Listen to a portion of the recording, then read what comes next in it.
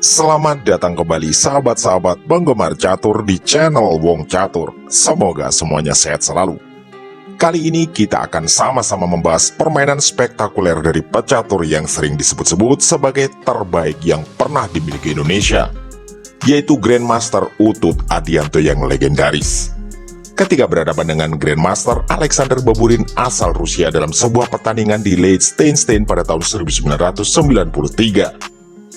Di partai ini, kita akan melihat rangkaian langkah-langkah luar biasa dari pecatur kebanggaan kita Utut Adianto, yang berhasil membuat Grandmaster Alexander Baburin takluk tak berkutik. Ikuti sampai selesai bagaimana serunya permainan kali ini. Mari sama-sama kita bahas ala Wong Catur. Di partai kali ini, Grandmaster Alexander Baburin memegang buah putih sedangkan Utut Adianto memegang buah hitam. Permainan dibuka dengan gambit ratu, yaitu Baburin pion D4 yang dibalas oleh Utut Adianto dengan pion D5. Alexander Baburin lalu pion C4. Diterima oleh Utut Adianto pion kali pion. Putih lalu mengeluarkan kuda ke petak F3. Utut Adianto merespon dengan kuda ke petak F6. Baburin pion ke E3 dan dijawab oleh Utut Adianto dengan pion A6 sebagai persiapan pion ke petak B5. Alexander Baburin gajah kali pion C4. Dan Utut Adianto benar-benar mendorong pionnya ke B5 sambil mengancam gajah. Alexander Baburin kemudian memundurkan gajah terangnya ke D3. Utut Adianto lalu fianchetto gajah B7. Dan di titik ini, Alexander Baburin melakukan rokade sayap raja. Utut Adianto pion E6 dan Baburin menjawab dengan pion A4 untuk menawarkan pertukaran. Utut menolak dan lebih memilih mendorong terus pionnya ke B4. Alexander Baburin lalu menggerakkan kuda B ke D2. Utut Adianto juga mengeluarkan kuda B-nya ke petak D7. Alexander Baburin kemudian kuda D ke petak B3. Utut Adianto memberi jawaban agresif dengan pion ke C5 menantang pertukaran. Penawaran diterima oleh Alexander Baburin, pion kali pion dan dibalas Utut dengan kuda kali pion. Posisi masih memungkinkan terjadinya pertukaran. Alexander Baburin menerima lagi dengan kuda kali kuda dan tentunya dibalas oleh Utut Adianto dengan gajah kali kuda. Alexander Baburin lalu memajukan menterinya ke C2 memberi ancaman pada gajah gelap milik Utut. Utut Adianto memberi pengawalan dengan benteng A ke C8 sekaligus kemungkinan menyerang menteri. Baburin kemudian menggeser lagi menterinya ke petak E2. Langkah selanjutnya dari Utut Adianto adalah menteri ke petak B6.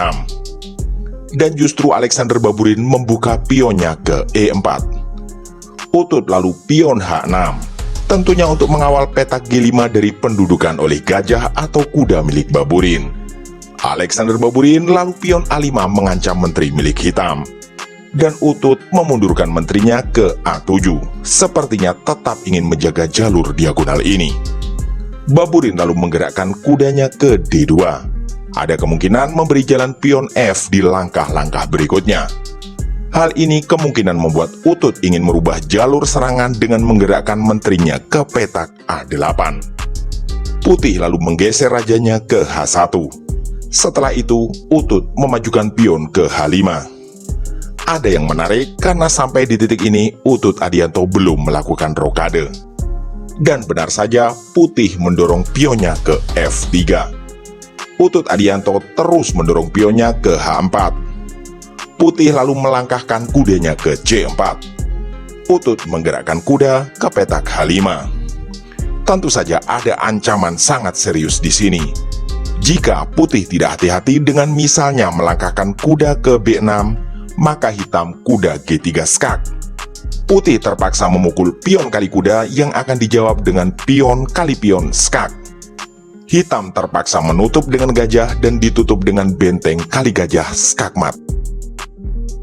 Oleh karena itu, sebagai langkah antisipasi, Alexander Baburin menggerakkan gajah gelapnya ke petak E3 menantang pertukaran. Sekilas ada dua pilihan, yaitu menerima pertukaran atau Utut menggeser gajah gelapnya ke tempat yang lebih aman. Tapi ternyata bukan itu yang diambil oleh pecatur kebanggaan kita. Utut Adianto justru tetap menggerakkan kudanya ke G3 skak sambil menggarpu menteri. Artinya, beliau mengorbankan kudanya. Putih merespon dengan pion kali kuda. Dibalas oleh Utut dengan pion kali pion skak. Alexander Baburin hanya punya satu pilihan, yaitu raja ke petak G1. Dengan cerdik, Utut Adianto menggeser raja ke E7 menyambungkan benteng dan menterinya. Alexander Baburin menggerakkan menterinya ke E1 untuk mengancam pion G3. Tapi ternyata semua sudah terlambat bagi Baburin. Karena langkah selanjutnya dari Utut Adianto begitu luar biasa dan sangat mematikan. Jika teman-teman mau, silahkan pause video ini untuk menemukan apa langkah terbaik Utut selanjutnya. Yap, Utut Adianto mengorbankan benteng ke H1 skak. Dan setelah langkah ini, Alexander Baburin menyerah. Loh, kok bisa? Mari sama-sama kita analisa. Jika permainan dilanjutkan, maka raja harus memukul benteng. Maka hitam benteng ke H8 kembali skak. Lagi-lagi putih terpaksa raja ke petak G1. Utut akan mengorbankan benteng untuk kedua kalinya, yaitu benteng H1 skak. Lagi-lagi dengan terpaksa dan satu-satunya pilihan, putih raja kali benteng.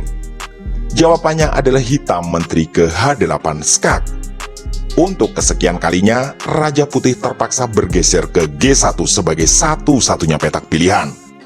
Dan rangkaian langkah luar biasa ini akan ditutup dengan skak mat cantik menteri ke H2. Wow, benar-benar rangkaian indah dari pecatur terbaik kita, Grandmaster Utut Adianto. Kami yakin banyak dari sahabat-sahabat pecinta catur yang terkesima serta gagal paham ketika tadi tiba-tiba Grandmaster Alexander Baburin menyerah. Ketika secara sekilas permainan masih jauh dari kata usai. Baiklah para sahabat pecinta catur, demikian video permainan cantik dari Grandmaster Utut Adianto ketika mengalahkan seorang Grandmaster asal Rusia, yaitu Alexander Baburin. Semoga video singkat ini menjadi referensi dan inspirasi kita semua. Kami sekali lagi mengucapkan terima kasih atas dukungan sahabat-sahabat pecinta catur.